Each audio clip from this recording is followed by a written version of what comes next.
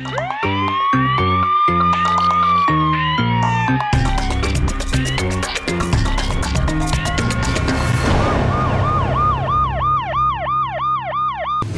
वालेकुम नाज़रीन, प्रोग्राम जुर्म बेनकाब के साथ मैं हूं कैसर खान। नाज़रीन, इंसान बाज़ औक़ात इस बात से अनजान होता है कि अगले ही लम्हे उसके साथ क्या होने वाला है। एक ऐसा ही वाकया पेश आया एक मुकामी सहाफ़ी के साथ जो फूलनगर का रिहायशी था, जो मस्जिद से नमाज पढ़ के वुज़ू की हालत में अपने घर वापस जा रहा था, मगर उस बात से अनजान था कि रास्ते में मौत उसका इंतजार कर रही है। जी हाँ, एक जालिम शख्स छुरा लेकर खड़ा था और उसने बड़ी बेरहमी से उस शख्स को छुरियों के वार करके उसकी अंतड़ियां बाहर निकाल दी और उस मुकामी सहाफ़ी की मौत वाक़या हो गई। आज के प्रोग्राम जुर्म बेनकाब में हम इसी जुल्म और जुर्म को बेनकाब करें। इस वक्त हमारे साथ मौजूद हैं 24 न्यूज़ के फूलनगर के हमारे नुमाइंदा नदीम संधू और उनके साथ मुकामी सहाफ़ी भाई हमारे साथ मौजूद हैं और इस सारे वाक़े के हवाले से उनसे हम बात करते हैं। जी नदीम, बताइएगा। जी कैसर भाई, आज तक हमने बड़ी स्टोरियाँ कवर की हैं, बड़ी कवर की हैं, लेकिन आज हम खुद एक स्टोरी बन गए हैं। ये एक हमारा दरीना दोस्त है, सहाफ़ी है भाई, बहुत अच्छा दोस्त था, फ्लाई काम करता था, लोगों के काम आता था। अफसोस हुआ है इस चीज़ का कि एक ड्रग जो एडिक्टर था, जो ड्रग यूज़र था, उसने उस बंदे की, इतने कीमती बंदे की कीमती जान ले ली। हमें बड़ा अफसोस हुआ है। उस बंदे को उसने खंजर के पे दर पे वार से उसने ना उसके मौत के घाट उतार दिया। तो मेरा आला हुकाम से, हम साफियों का आला हुकाम से मुतालबा है कि उस बंदे को कड़ी से कड़ी सज़ा दी जाए। एक ऐसे शख्स को बड़ी बेरहमी से उसी के घर के बिल्कुल करीब मार दिया गया, जो शख्स अपने ख़ानदान के साथ साथ और लोगों का भी बहुत ख्याल रखता था। और जिस तरीके से कत्ल किया गया, यकीन मानिए, ये देख कर ये जो हमें पता चला है, सारा रोंगटे खड़े हो जाते हैं। इस वक्त टीम जुर्म बेनकाब मौजूद है। मकतूल के जो बेटे हैं, उनके पास एक पहले बेटे से हमारी बात हुई है, वो भी हाफ़िज़ कुरान है और माशाल्लाह ये भी हाफ़िज़ कुरान है। इनसे हम बात कर लेते हैं। सबसे पहले बेटा, बड़ा अफसोस है हमें आपके वालिद साहब के साथ जो जुल्म हुआ। अल्लाह आप लोगों को हिम्मत दे। ये बताओ बेटा, जब ये हुआ सारा मामला, उस वक्त आप किधर थे और वालिद साहब कहाँ से आ रहे थे आप? मैं नाइस में हूँ, तो मैं गया हुआ था अकेडमी। ठीक है। तो बाबा नमाज़ पढ़ के, मुझे जहाँ तक पता लगा, बाबा नमाज़ पढ़ के आ रहे थे, तो मुझे तो पता नहीं था। जब मैं वापस आया हूँ तो यहाँ पर काफ़ी आदमी खड़े हुए थे। मैंने आके सलाम लिया तो सारे मेरे तरफ घूरने लग पे। मुझे नहीं पता था कि ऐसा कुछ हुआ है। तो वो जैसे मुझे वो किसी बच्चे ने बताया कि सब कुछ हुआ है, उसने कहा था कि बाबा को आदमी ने छुरियाँ मारी हैं। तो मैं घर आया तो वो अल्लाह ने कहा कि उनको लेके गए बड़े भाई हॉस्पिटल में। तो उसके बाद फिर हम इंतज़ार करते हैं। उसके बाद फिर उस बच्चे की आवाज़ की जो लर्जिश है ना, अल्लाह रहम करे, ये वक्त किसी दुश्मन को भी ना अल्लाह दिखाए। जो ये मासूम बच्चा ये बात करते हुए, उसे बात भी नहीं हो पा रही, लेकिन मजबूरी है। हम चाहते हैं कि इनकी आवाज़ आला हुकाम तक पहुँचे और ऐसे जालिमों को, जो खड़े खड़े लोगों को, एक ऐसे शरीफ नफ्स इंसान को कत्ल कर दिया कि जो अपने घर के साथ साथ दूसरों का भी ख्याल रखता था। तो फिर बेटा आप हॉस्पिटल लेके गए तो उस वक्त वालिद? नहीं, मैं नहीं गया था, बड़े भाई गए थे जी। तो जाबर नहीं हो सके उस वक्त, तो हॉस्पिटल वालों ने क्या बताया? नहीं, वो तो मुझे नहीं पता हॉस्पिटल वालों ने क्या बताया था। मुझे तो यही पता लगा था कि जैसे ही बाबा को यहाँ से उठा के गए थे, सड़क तक गए थे, तो उनकी आंखें निकल गई थी। मुझे बस इतना ही पता लगा था। मुझे नहीं। आखिर जो मुलाकात थी आपकी आपके वालिद के साथ? मेरे बाबा ने, मैं बैठा हुआ पैर को खाना खा रहा था, तो उन्होंने मुझे बाइक की चाबी दी थी कि जाके दूध ले आना। मैं वो ला के अकेडमी में गया था। वो आखिरी बात हुई थी। आखिरी बात आपकी वालिद साहब से वही हुई है। तो वैसे वालिद साहब का आपके साथ जो रवैया, बच्चों के साथ, सब बेटे बेटियों के साथ कैसा था बेटा? दोस्त से बड़े सुबह को फजर की नमाज के लिए भी उठाते थे और रात को सूरह मुल्क की तिलावत मुझसे सुन के सोया करते थे। बहुत ही नेक इंसान थे, हैं जिंदा शहीद हैं। नमाज पढ़ के आ रहे थे बेटा, है ना? बावजूद थे वो, शरीफ इंसान थे। कभी हमें कहते थे कि बेटा किसी से लड़ना नहीं है, अगर किसी ने कुछ कह दिया तो उसको मुस्कुरा कर देखना है, उसको कहना है ठीक है भाई मुझसे गलती हो गई है। मैं समझाया करते थे कि बेटा ये घर को तुम नहीं चलाना है, तुम लोगों ने संभालना है।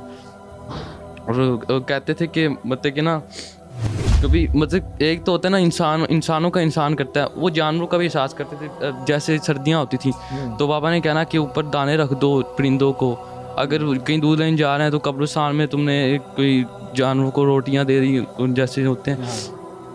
तो इंसानों का तो ख्याल रखते ही थे, जानवरों का भी साथ ख्याल रखते थे। एक पीछे कोरोना वायरस आया था, वो बाबा ने इतने लोगों की कोरोना वायरस में जहाँ पर कोई किसी की मदद नहीं कर रहा था, बाबा ने इतनी मदद की थी, लोगों को राशन दे दिया, अभी भी करते रहते थे, सदका भी निकालते रहते थे। बेटा आपको अल्लाह ताला सब्र दे।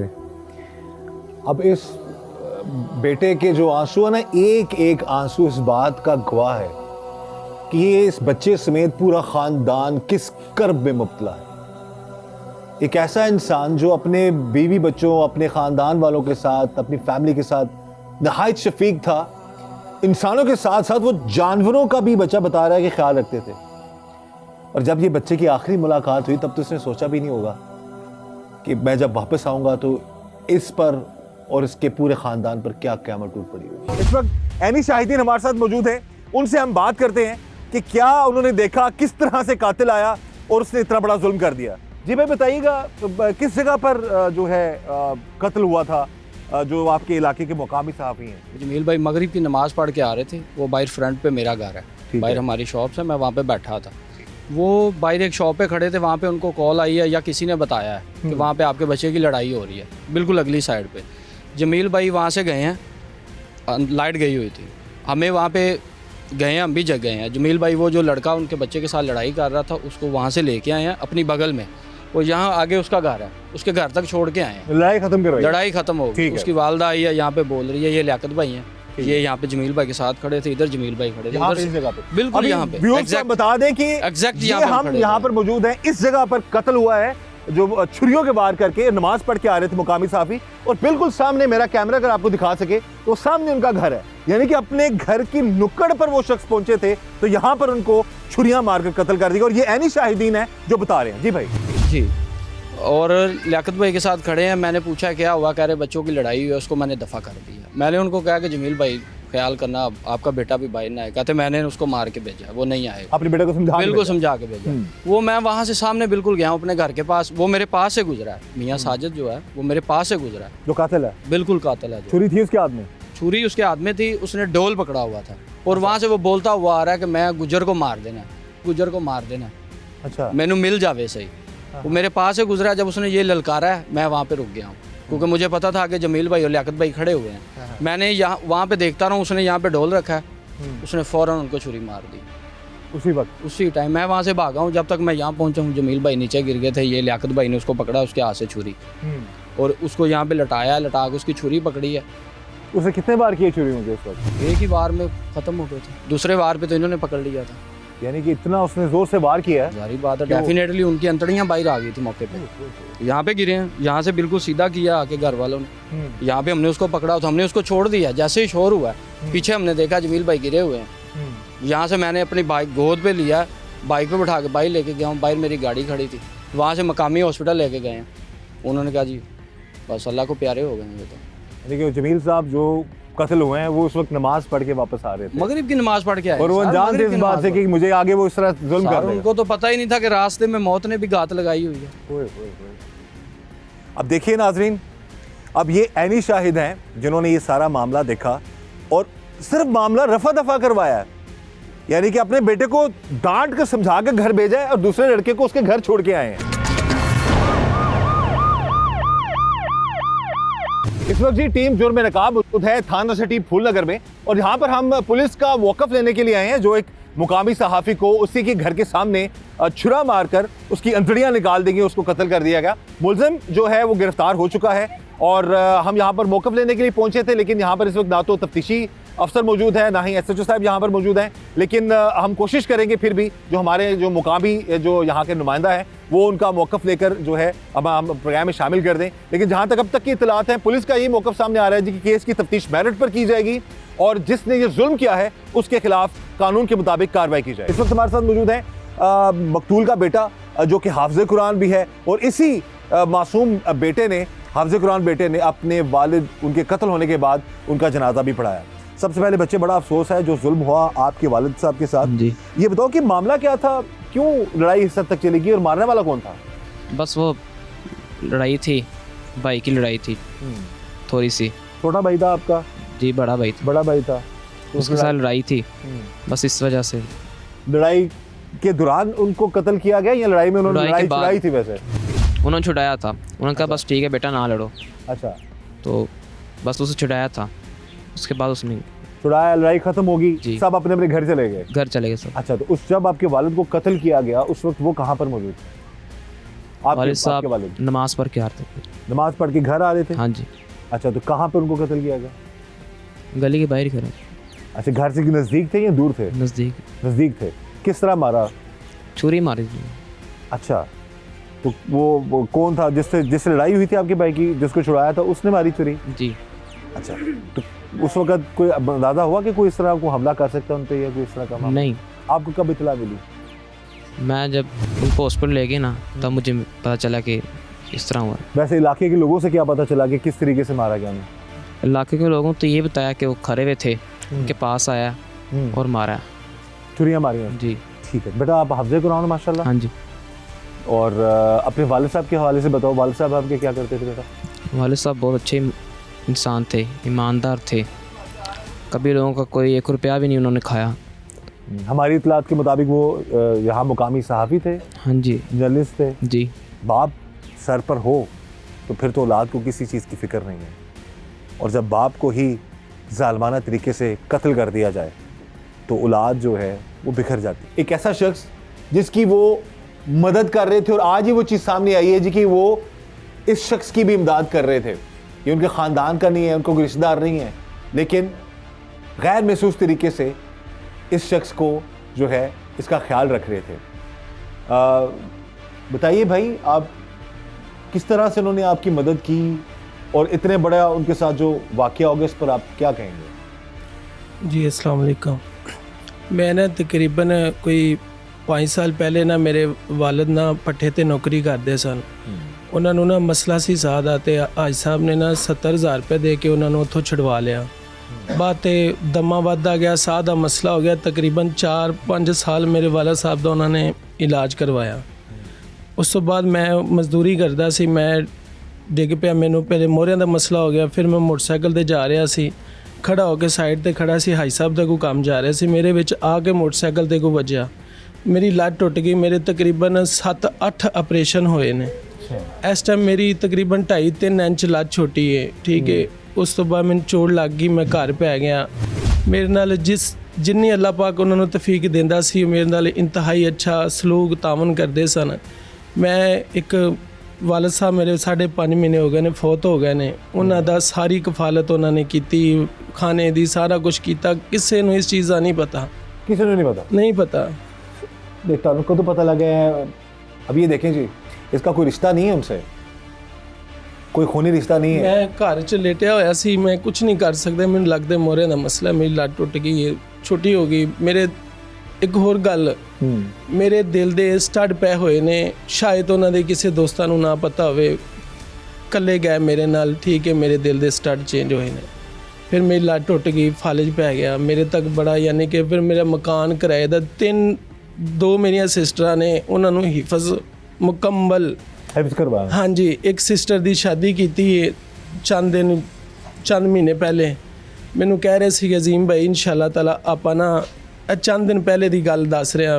कत्ल होने तो पहला? ਹਾਂਜੀ, ਮੁਲਾਕਾਤ ਹੋਈ ਤੇ ਮੈਨੂੰ ਨਾ ਯਾਨੀ ਕਿ ਮੁਲਾਕਾਤ ਹੋਈ, ਮੈਨੂੰ ਕਹਿ ਰਹੇ ਸੀ ਅਜ਼ੀਮ ਭਾਈ ਇਨਸ਼ਾਅੱਲਾ ਤਾਲਾ ਰਮਜ਼ਾਨ ਦੇ ਅੰਦਰ ਉਹ ਤੇਰੀ ਭੈਣ ਨਹੀਂ ਹੈਗੀ, ਉਹ ਮੇਰੀ ਭੈਣ ਹੈ, ਮੇਰੀ ਬੇਟੀ ਹੈ, ਤੇ ਆਪਾਂ ਕਿਸੇ ਨੂੰ ਦੱਸਣਾ ਨਹੀਂ ਹੈਗਾ, ਆਪਾਂ ਕਿਸੇ ਦਾ ਜ਼ਿਕਰ ਨਹੀਂ ਕਰਨਾ ਹੈ, ਤੇਰਾ ਤੇ ਮੇਰਾ ਤੇ ਅੱਲਾ ਦਾ ਮਾਮਲਾ ਹੈ। क्या हुआ? ਤੇ ਆਪਾਂ ਨੂੰ ਨਾ ਫਰਨੀਚਰ ਦੇਣਾ ਹੈਗਾ, ਤੂੰ ਕਿਸੇ ਆਪਣੀ ਵਾਲਦਾ ਕਿਸੇ ਨਾਲ ਵੀ ਨਹੀਂ ਗੱਲ ਹਾਲੇ ਕਰਨੀ, ਇਹ ਆਪਾਂ ਚੁੱਪ ਕੇ ਕਰਨਾ ਹੈਗਾ। ਮੈਂ ਕਿਹਾ ਜੀ ਠੀਕ ਹੈ। ਮੈਨੂੰ ਘਰ ਬੈਠ ਕੇ ਕਰ ਹੀ ਲੱਗਾ ਸੀ। ਮੈਂ ਮਾਸ਼ਾਅੱਲਾ ਪੂਰਾ ਮੁਕੰਮਲ ਹਿਫਜ਼ ਕਰ ਚੁੱਕਿਆ। 2.5 ਸਾਲਾਂ ਦੇ ਵਿੱਚ ਮੇਰੀ ਲੱਤ ਟੁੱਟੀ ਹੋਈ ਹੈ, ਮੈਨੂੰ ਘਰ ਹਿਫਜ਼ ਕਰਵਾਇਆ ਹਾਈ ਸਾਹਿਬ ਨੇ। अब ये जी उस शख्स के बारे में बता रहे हैं, उस मकामी सहाफ़ी जिन्होंने अपने बच्चों को हाफ़िज़ कुरान बनाया। उसके बाद फिर ये इनका थोड़ा कोई रिश्ता तो नहीं ना आपस में, कोई वैसे गैर हो बिल्कुल? मस्जिद च नमाज पढ़ते मुलाकात हुई, मस्जिद में नमाज पढ़ते हुए इस शख्स की मुलाकात हुई। उसके बाद इनके वालिद का ख्याल रखा, भट्टे से 70,000 दे के चढ़वाया, उसके बाद इसके साथ हादसात हुए, इसका इलाज करवाया, इसकी बहनों के मामलात को अपनी बहनें समझकर वो सारे मामलात किए, उनको पढ़ाया, हिफ्ज़ करवाया।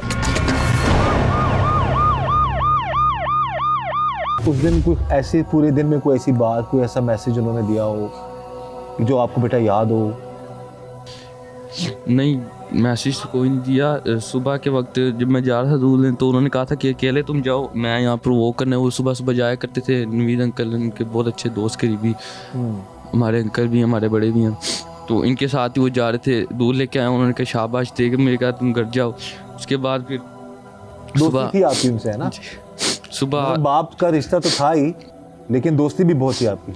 नसीहत समझाना और सब कुछ बताते थे कि ये चीज़ ऐसे, ये चीज़ ऐसे, ये ऐसे। उसके बाद सुबह फिर मैं हाथ झूम कर मैं स्कूल चला गया। हाथ चूम के। अब देखें ये, अब इस बच्चे के लिए वो हाथ अब नहीं चूम पाएगा ये बच्चा। और जब ये जो प्यार करने वाली औलाद होती है ना अपने वालिदैन को, उस ताउम्र अपने वालिदैन को जो है ना वो मिस करती रहती है। अब इस बच्चे की जो सिसकियां, यकीन करें, रोंगटे खड़े कर देती है। कभी किसी औलाद को ये दुख देखना ना पड़े। उस लड़के के बारे में कुछ पहले अंदाजा था तुम लोगों को? इतना नहीं, वो घटिया हो जाएगा वो? असल में मेरे ख्याल से वो यहाँ शायद नहीं रहता था। मैंने तो उसको एक दिन पहले देखा था, और जब सुबह मैंने देखा था तब वो गुजर रहा था, तब वो उसका बाबा के साथ ना थोड़ा सा मतलब कि जैसे कंधा साथ लग जाता ना, तो तब उसको बाबा ने कहा था कि जनाब थोड़ा ध्यान से चला करें। तो वो बाबा को आगे से बोलने लग पड़ा आगे से, तो बाबा ने मामला रफा दफा कर दिया। उसके बाद हमें क्या पता था कि वो, अगर मैं वहाँ पर होता, मैं छुरी खा तो मैं उसको कुछ करने ही नहीं देना था। बेटा गलती हो गई। बेटा क्या आप कहना चाहोगे अल्लाह हुकाम से इस जालिम के बारे में, इसको सजा के हवाले से बेटा क्या बोलोगे? बस हमारा हुकूमत से ही मुतालबा है कि उसे सरेआम फांसी दी जाए। आप क्या कहना चाहोगे जो जुल्म हुआ आपके वालिद साहब के साथ, इस हवाले से क्या बात? मैं यही कहूँगा कातिल को जल्द से जल्द सज़ा दी जाए, ठीक है ना? गिरफ्तार हो गया ना वो? हाँ जी, गिरफ्तार हो गया। अब उसको सज़ा मिलनी चाहिए। आंखों से देखना चाहते हैं। बहन भाइयों? 5 है जी। 5 है। अब कितने भाई बेटा? 3 भाई हैं और 2 सिस्टर। ये जी बच्चा कहता है जी कि मैं अपनी आंखों से देखना चाहता हूँ। जैसे जिसका प्यारा मर जाए ना, वो तो ज़ाहिर है, हम तो ये कहेंगे कानूनी तौर पर जो भी मामलात हो वो होने चाहिए, लेकिन इस बच्चे की फीलिंग्स हैं, इसकी जो आवाज़ में कर्ब है, दर्द है, वो उसने बता दी। हम सिर्फ यही कहेंगे कि इंसाफ मिलना चाहिए। अच्छा, जब ये लड़ाई और वाक़या ख़त्म हुआ उस वक्त वालिद साहब ने घर में आके कुछ बताया आप लोगों को कि कुछ इस तरह का मैंने बीच बचाव करवाया है और कुछ तरह नहीं बताया? बड़ा मुश्किल होगा ना बेटा आपके लिए अपने ही वालिद का जनाजा पढ़ाना। इस हवाले से क्या कहोगे बच्चे? कुछ नहीं जी, हौसला रख के बैठे हुए हैं। बाप शहीद हुआ है, फौत नहीं हुए। शहीद की तो वैसे ही बड़ी शान है, आपको पता ही है। तो कोई मसला नहीं, बस कातिल को सज़ा चाहिए जल्द से जल्द। आंखों से देखना चाहते हैं। वालिद नमाज पढ़ के आ रहे थे क्या? हाँ जी, उसी वक्त नमाज पढ़ के आ रहे थे जी। और फ़ौरन ही उसने आके छुरियाँ मार के कत्ल कर हाँ दिया। जी। तो वहाँ पर जो लोग थे उन्होंने उस वक्त उठाया नहीं, बीच बचाव नहीं करवाया, यहाँ अस्पताल नहीं लेके गए उन्हें? उठाया था, लेके गए उन्हें हॉस्पिटल, अच्छा, लेकिन रास्ते में डेथ हो गई। रास्ते में डेथ हो गई।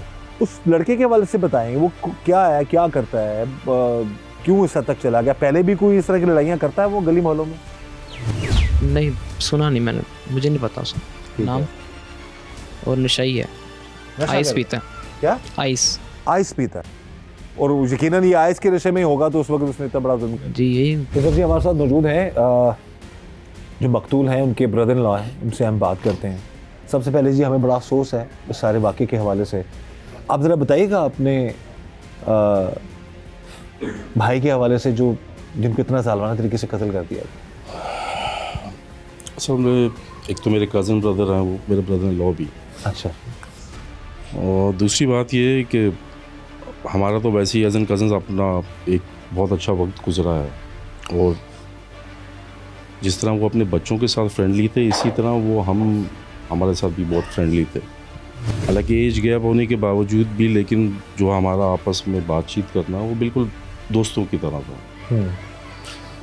और जब उनके दोस्तों से, उनके मोहल्लेदारों और यहाँ के लोगों से जब हम देखते हैं, बात करते हैं, देखते हैं, तो वो एक सोशल और जिस तरह लोगों को हेल्प आउट करना और आउट ऑफ द वे जाके लोगों की मदद करना, जिसमें कोई ऐसा चीज़ नहीं है कि कोई अपने तौर पे करना, दिखावा नहीं था। दिखावा नहीं था।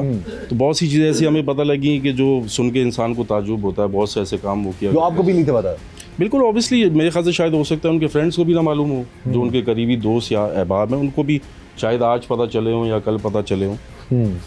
तो असल में देखिए बुनियादी बात यह है कि ड्रग्स एक लानत है, और एक ड्रग एडिक्ट की वजह से एक कीमती जान, और वो सिर्फ हमारे लिए कीमती नहीं थी, वो अगर मैं आज देखूं तो वो शायद यहाँ के लोगों के लिए भी बहुत कीमती थे, कि वो जिस तरह के सोशल काम कर रहे थे और जिन लोगों के साथ वो चल रहे थे, जिन लोगों की मदद कर रहे थे, तो आज उनमें से कुछ लोग आज मुझे मिले और वो कहते हैं कि जी हम यतीम हो गए। ਮੇਰੀ ਚਾਚੀ ਇਹ ਬੇਵਾ ਹੈ, ਉਹਦੇ 5 ਬੱਚੇ ਨੇ, ਉਹਨਾਂ ਨਾਲ ਤਾਮਨ ਕਰ ਰਹੇ ਸਨ। ਉਸ ਤੋਂ ਬਾਅਦ ਮੇਰੀਆਂ 2 ਫੁੱਫਾਂ ਨੇ ਬੇਵਾ ਨੇ, ਉਹਨਾਂ ਦੇ ਨਾਲ ਤਾਮਨ ਕਰ ਰਹੇ ਨੇ। ਮੈਂ ਵੀ ਇੱਥੇ ਕਿਰਾਏ ਤੇ ਰਹਿ ਰਿਹਾ ਸੀ, ਮੇਰਾ ਨਾਲ ਬਹੁਤ ਜ਼ਿਆਦਾ ਤਾਮਨ। ਇੱਕ ਦੋਸਤ ਹੈ ਸੀ, ਮੈਂ ਉਹਨਾਂ ਦਾ ਬਹੁਤ ਜ਼ਿਆਦਾ, ਉਹਨਾਂ ਮੇਰੇ ਨਾਲ ਮੁਲਾਕਾਤ ਕਰਵਾਈ ਸੀ ਇਮਰਾਨ ਭਾਈ ਨੇ, ਕੋਈ ਅੱਲਾਹ ਤਾਲਾ ਉਹਨਾਂ ਨੂੰ ਜਜ਼ਾਏ ਖੈਰ ਦੇ। ਜਿੰਨੇ ਚੰਗੇ ਹੁੰਦੇ ਸਨ ਸਾਰਿਆਂ ਨਾਲ ਮਿਲ ਕੇ ਮੇਰੇ ਨਾਲ ਤਾਮਨ ਕਰਾਉਂਦੇ। ਮੈਂ ਤੁਹਾਨੂੰ ਦੱਸ ਨਹੀਂ ਸਕਦਾ ਕਿ ਮੈਂ ਦਿਲ ਦਾ ਮਰੀਜ਼ ਹੈ। ਜਿਸ ਟਾਈਮ ਮੈਨੂੰ ਇਸ ਚੀਜ਼ ਦਾ ਪਤਾ ਚੱਲਿਆ ਨਾ, ਤੁਹਾਨੂੰ ਪਤਾ ਕਦੋਂ ਲੱਗਾ ਹੈ ਕਿ ਇਹਨਾਂ ਨੂੰ ਕਤਲ ਕਰਤਾ ਗਿਆ ਸਰ? ਮੈਨੂੰ ਪਤਾ ਚੱਲਿਆ ਹੈਗਾ ਕੱਲ੍ਹ ਸ਼ਾਮ ਨੂੰ। ਮੈਂ ਕੱਲ੍ਹ ਸ਼ਾਮ ਨੂੰ ਪਤਾ ਚੱਲਿਆ। ਮੈਂ ਗਿਆ ਹੋਇਆ ਸੀ ਲਾਹੌਰ ਹਸਪੀਟਲ ਕਰਿਆਲੋਜੀ ਨਾ, ਉੱਥੇ ਡਾਕਟਰ ਕੋਲ। ਮੈਂ ਵਾਪਸ ਆਇਆ ਤੇ ਮੈਨੂੰ ਨਾ ਦੁਕਾਨ ਵਾਲੇ ਨਾ ਉੱਤੋਂ ਉਤਰਿਆ, ਮੈਨੂੰ ਕਹਿੰਦਾ ਤੇਰਾ ਬੇਲੀ ਜਿਹੜਾ ਨਾ ਉਹਨਾਂ ਨੂੰ ਪਿਆਰਾ ਹੋ ਗਿਆ। ਮੈਂ ਕਿਹਾ ਕਿਹੜਾ? ਕਹਿੰਦਾ ਆਪਣਾ ਆਈ ਸਾਹਿਬ, ਜਮੀਲ ਸਾਹਿਬ। ਤੇ ਮੈਂ ਉੱਥੇ ਮੇਰੇ ਕੋਲ ਗੱਡੀ ਉਤਰਿਆ ਨਹੀਂ ਗਿਆ। ਮੇਰੇ ਬੜਾ ਮੈਨੂੰ ਤਕਲੀਫ ਹੋਈ। ਮੈਂ ਤੁਹਾਨੂੰ ਦੱਸ ਨਹੀਂ ਸਕਦਾ ਕਿ ਐਸੇ ਅੱਲਾਹ ਤਾਲਾ, ਐਸੇ ਖੁਸ਼ਖਲਾਕ, ਐਸੇ ਅੱਛੇ ਇਨਸਾਨ ਕਿ ਮੇਰੇ ਸਾਡੀ ਫੈਮਿਲੀ ਦੇ ਨਾਲ 5 ਸਾਲ ਤੋਂ ਚੱਲ ਰਹੇ ਨੇ। ਮੈਂ ਆਪਣੇ ਖਾਨਦਾਨ 'ਚ ਅਸੀਂ 3 ਲੜਕੇ ਹਾਂ, ਮੈਨੂੰ ਚੋਟ ਲੱਗੀ ਹੋਈ, ਬਾਕੀ ਛੋਟੇ ਨੇ। ਸਾਡੇ ਨਾਲ ਕਫਾਲਤ ਕਰਦੇ ਆਂਦੇ ਨੇ। ਬਹੁਤ ਜ਼ਿਆਦਾ ਅੱਛੇ ਇਨਸਾਨ, ਖੁਸ਼ਖਲਾਕ। ਅੱਲਾਹ ਤਾਲਾ ਉਹਨਾਂ ਨੂੰ ਮਾफ़ ਕਰੇ। ਮੈਂ ਤਾਂ ਸਾਰੀ ਜ਼ਿੰਦਗੀ ਵੀ ਉਹਨਾਂ ਵਾਸਤੇ ਦੁਆ ਕਰਾਂ ਤੇ ਮੈਂ ਕੁਛ ਨਹੀਂ ਕਰ ਸਕਦਾ। ਦੇਖੋ ਕਿ ਮੈਂ ਘਰ ਮਰੀਜ਼ ਪਿਆ ਲੇਟਿਆ, ਉਹਨਾਂ ਦਾ ਮਸ਼ਵਰਾ ਦੇਖੋ ਮੈਨੂੰ। ਅਜ਼ੀਮ ਭਾਈ ਤੁਸੀਂ ਕਿੰਨੇ ਪੜ੍ਹੇ ਹੋ? ਮੈਂ ਕਿਹਾ ਜੀ ਮੈਂ 5 ਪੜ੍ਹਿਆ। ਤੁਹਾਨੂੰ ਇੱਕ ਮਸ਼ਵਰਾ ਦਿਆਂ? ਮੈਂ ਕਿਹਾ ਹਾਂਜੀ। ਕਹਿੰਦੇ ਕਿ ਤੁਹਾਨੂੰ ਮੈਂ ਇੱਕ ਘਰ ਹੀ ਲਾ ਦੇਣਾ, ਤੁਹਾਨੂੰ ਘਰ ਹਿਫਜ਼ ਕਰਵਾਏਗਾ। ਬੱਚੀਆਂ ਜਿੱਥੇ ਪੜ੍ਹ ਰਹੀਆਂ ਨੇ ਉਹਨਾਂ ਨੂੰ ਪੜ੍ਹਨ ਦਿਓ ਤੁਸੀਂ। ਮੈਨੂੰ ਘਰ ਵਿੱਚ ਬਿਠਾ ਕੇ, ਠੀਕ ਹੈ, ਮੇਰਾ ਮਸਲਾ ਕਿ ਮੈਨੂੰ ਹਿਫਜ਼ ਕਰਵਾਇਆ। ਅਲਹਮਦੁਲਿਲਾ ਮੈਨੂੰ ਇੰਨਾ ਕੁ ਉਹਨਾਂ ਦਾ ਦੁੱਖ ਹੈਗਾ, बहुत ज़्यादा मैनू तकलीफ़ है। ठीक है, मैं अगे वालिद साहब फोत है, बाकी मैनू ना उन्ना झटका नहीं लगा जिन्ना मैनू लग गया। साथ उनके हमसाए, उनसे हम बात करें। जी भैया बताएं क्या उस वक्त हालात वाक़यात थे? जी भाई मैं इधर खड़ा, मैं ना अपने घर चला गया नमाज़ पढ़ के। हम दोनों भाई ना इधर, मेरे वालिद फौत हुआ था, हम सारा दिन इधर बैठे हैं। ठीक है। तो तीसरे दिन का ख़त्म तलाया, ज़ोर की पड़ी है, असर की पड़ी है, मगरब की पड़ी है। अच्छा। मैं आगे आ गया हूँ, मैं घर आ गया हूँ। घर आके तो बाहर ना शोर हुआ, भाई ना वो थड़े पे खड़े हुए हैं, वो सामने जमील साहब का घर है? हाँ, वो उधर खड़े हुए हैं। ठीक है। मैं बाहर लगा, मैं भाई खैर तो है यार, वो बच्चे थोड़ा मसला बनया। अच्छा, मैं उतों पैदल चल के ना इत्थे आके भाई की जगह आके मैं इत्थे खड़ा हो गया। ठीक है। भाई आए ने इत्थे मेरे नाल खड़े हो गए ने। अच्छा, मैं ਅਸੀਂ ਗੱਲਾਂ ਕਰਨਾ ਪਿਆ ਤੇ ਇੱਕ ਦੋਸਤ ਹੋਰ ਆ ਗਿਆ। ਭਾਈ ਆ ਲੜਾਈ ਬਣੀ ਬਾਤ, ਤੇ ਉਹ ਹੱਥੇ ਛੁਰਾ ਫੜੀ ਫਿਰਦਾ ਹੈ। ਤੇ ਤੁਸੀਂ ਨਾ ਆਪਣੇ ਆਪ ਨੂੰ ਸੰਭਾਲ ਲੈਣਾ। ਉਹ ਕਹਿੰਦਾ ਕੋਈ ਟੈਨਸ਼ਨ ਨਹੀਂ ਹੈਗੀ। ਇੰਨੀ ਦੇਰ 'ਚ ਨਾ ਉਹਦੀ ਵਾਲਦਾ ਆ ਜਾਂਦੀ ਬੱਚੇ ਦੀ ਇੱਧਰੋਂ, ਜਿਹਨੇ ਕਤਲ ਕੀਤਾ ਹੈ। ਠੀਕ ਹੈ। ਉਹ ਵਾਲਦਾ ਆ ਕੇ ਕਹਿੰਦੀ ਜੀ ਤੁਸੀਂ ਮੇਰੇ ਬੱਚੇ ਨਾਲ ਲੜਾਈ ਹੋਈ। ਉਹ ਭਾਈ ਜਮੀਲ ਕਹਿੰਦਾ ਅਸੀਂ ਉਹਨੂੰ ਸਮਝਾਇਆ, ਮੈਂ ਆਪਣੇ ਬੱਚੇ ਨੂੰ ਹੀ ਮਾਰਿਆ, ਉਹਨੂੰ ਮੈਂ ਘਰ ਭੇਜਤਾ, ਤੁਹਾਡੇ ਬੱਚੇ ਨੂੰ ਮੈਂ ਘਰ ਭੇਜ ਦਿੱਤਾ। ਅੱਛਾ, ਉਹ 5 ਮਿੰਟ ਇੰਨੀ ਗੱਲ ਕਰਕੇ ਚਲੀ ਜਾਂਦੀ ਹੈ। ਇੰਨੀ ਦੇਰ 'ਚ ਨਾ ਉਹ ਮੁੰਡਾ ਆ ਜਾਂਦਾ। ਅਸੀਂ ਦੋਵੇਂ ਇੱਥੇ ਖੜੇ ਹਾਂ। ਅੱਛਾ, ਮੁੰਡਾ ਉਹੀ ਜਿਹਦੇ ਨਾਲ ਲੜਾਈ ਹੋਈ ਸੀ? ਜਿਹਦੇ ਨਾਲ ਲੜਾਈ ਹੋਈ ਸੀ ਉਹੀ ਛੁਰਾ ਲੈ ਕੇ ਆਇਆ? ਉਹੀ ਛੁਰਾ ਲੈ ਕੇ। ਠੀਕ ਹੈ। ਅਸੀਂ ਦੋਵੇਂ ਨਾ ਆਪਣੇ ਧਿਆਨ ਗੱਪਸ਼ਪ ਕਰਨੇ ਪਏ ਹਾਂ, ਖੜੇ ਹਾਂ। ਵੀ ਇੰਨੀ ਦੇਰ 'ਚ ਉਹ ਆਉਂਦਾ, ਇੱਥੇ ਉਹਨੇ ਡੋਰ ਰੱਖਿਆ, ਡੋਰ ਆ ਕੇ ਘੁੰਮ ਕੇ ਨਾ ਉਹਨੇ ਇੰਜ ਕਰਕੇ, ਉਹਨੇ ਇੰਜ ਕਰਕੇ ਛੁਰੀ ਕੱਟ ਮਾਰੀ। ਮੈਂ ਇਸ ਤਰ੍ਹਾਂ ਹੱਥ ਪਾਏ ਨੇ, ਪਤਾ ਨਹੀਂ ਲੱਗਣ ਦਿੱਤਾ? ਪਤਾ ਨਹੀਂ ਲੱਗਣ ਦਿੱਤਾ। ਜਿੰਨੀ ਦੇਰ 'ਚ ਮੇਰਾ ਭਤੀਜਾ ਪਿੱਛੋਂ ਆਇਆ, ਉਹਨੇ ਫੌਰੀ ਉਹਨੂੰ ਜੱਫਾ ਪਾਇਆ। ਮੈਂ ਉਹਦਾ ਨਾ ਇਹ ਛੁਰੀ ਫਟ ਗਿਆ, ਮੇਰਾ ਚੋਟ ਲੱਗੀ ਨਾ, ਬਿਲਕੁਲ ਚੋਟ ਨਜ਼ਰ ਆ ਰਹੀ। ਮੈਂ ਇਸ ਤਰ੍ਹਾਂ ਉਹਨੂੰ ਲਟਾ ਕੇ ਤੇ ਛੁਰੀ ਜਿਹੜੀ ਨਾ ਇਸ ਤਰ੍ਹਾਂ ਦੀ ਦੂਰੀ ਕਰ ਦਿੱਤੀ ਹੈ। ਹਾਂ, ਕਿ ਮਜ਼ੀਦ ਨਾ ਬਲਾ ਮਜ਼ੀਦ। ਇੰਨੀ ਦੇਰ 'ਚ ਭਾਈ ਜਿਹੜੇ ਨੇ ਉਹ ਗਿਰ ਜਾਂਦੇ ਨੇ ਇਸ ਜਗ੍ਹਾ ਤੇ। ਅਸੀਂ ਉਹਨੂੰ ਛੋੜ ਦਿੰਦੇ ਹਾਂ, ਅਸੀਂ ਭਾਈ ਨੂੰ ਪਕੜਨ ਲੱਗ ਪੈਂਦੇ ਹਾਂ। ਭਾਈ ਜਿਹੜੇ ਨਾ ਬੋਲਦੇ ਹੀ ਨਹੀਂ। ਅਸੀਂ ਫੌਰੀ ਉਹਨੂੰ ਪਕੜ ਕੇ ਮੋਟਰਸਾਈਕਲ ਬਿਠਾਉਂਦੇ ਹਾਂ, ਭਾਈ ਦੀ ਗੱਡੀ 'ਚ ਬਿਠਾਉਂਦੇ ਹਾਂ, ਉਹਨੂੰ ਫੌਰੀ ਫੂਲ ਨਗਰ ਹਸਪੀਟਲ ਲੈ ਜਾਂਦੇ ਹਾਂ। ਉੱਥੇ ਜਾ ਕੇ ਹਸਪੀਟਲ ਡਾਕਟਰ ਦੱਸਦੇ ਨੇ ਇਹ ਖਤਮ ਹੋ ਗਿਆ। पहले वार दे विच जिहड़ा ना उहदियां आंतरियां जिहड़ियां ना इत्थों इस साइड तो बाहर आ गईयां सी। आपने इस प्रोग्राम जुर्म नकाब के जरिए से मैं यही चाहता हूँ अपने तमाम नाज़रीन को पैगाम दूँ कि खुदा रहा छोटी छोटी बातों पर इस हद तक मामलात ना जाने दें कि अंजाम इतना खौफनाक हो सके। और वो जो शख्स जो कत्ल हुआ है, जिसके बारे में पूरा इलाका गवाही दे रहा है, वो शख्स नमाज पढ़कर घर आ रहा था और इस बात से अनजान था कि उसने जो लड़ाई खत्म करवाई है, उस लड़ाई को खत्म करवाने का जो अंजाम है वो इतना भयानक होगा कि उसको छुरी मारकर उसी की अंतड़ियां बाहर निकाल दी जाएंगी। बहरहाल ऐसे जालिम कातिलों को कानून के मुताबिक कड़ी से कड़ी सजा देनी चाहिए ताकि आइंदा कोई भी ऐसा जुल्म ना कर सके। इस दुआ के साथ कि अल्लाह ताला हम सब पर रहम करम और फजल फरमाए, अल्लाह ताला हमें हर तरह और हर किसी के शर से बचाए। मुझे इजाज़त दीजिएगा। अल्लाह हाफिज।